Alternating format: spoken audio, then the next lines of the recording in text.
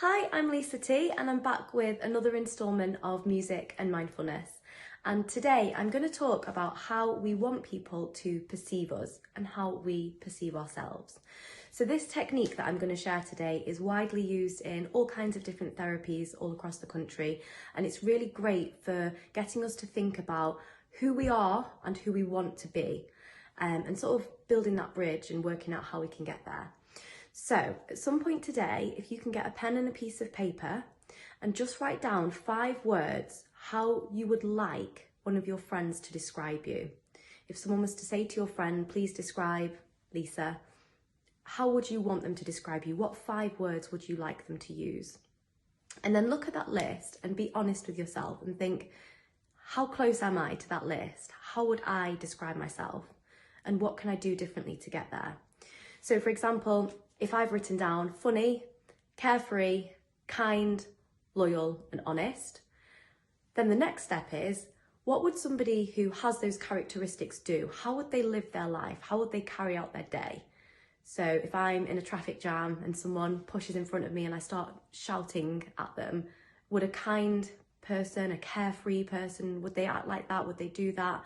So that's step 2. The first step is to write a list of how you want to be perceived. And then step 2 is to try and spend a day or even an hour just living out those characteristics as if you were already owning those characteristics, as if you were already that person. And then for anyone who's watching who's a musician, this is something that really helped me. So now that you've got to grips with it and you've done that, now write down 5 words that would describe how you want to be perceived as a musician.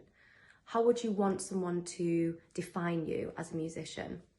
And decide on those 5 words. And then what's really, really useful is if you almost write a bit of a review about yourself, how you would want someone to describe you in a review. So for example, some of the words that I've used are empowering, independent, sassy, uplifting, the word love's in there as well. So just think about how you want people to describe you, your music, you as an artist, you as a person, and just spend half an hour today thinking about that and writing it down. And it's so empowering when you do that, because you realise where you are and where you want to be. And then you realise that you actually can make that happen if you just start to think about how you would need to act to become the things that you want to be. So I'd love to hear how you get on. Please feel free to drop me a message or ask any questions. A lot of the techniques and things that I share are, like I say, very widely used in therapies and self-help books and things like that. So there's always a bit more deeper information. So if you would ever like any further advice about any of these things, please do get in touch. But I hope you found it useful. Take care.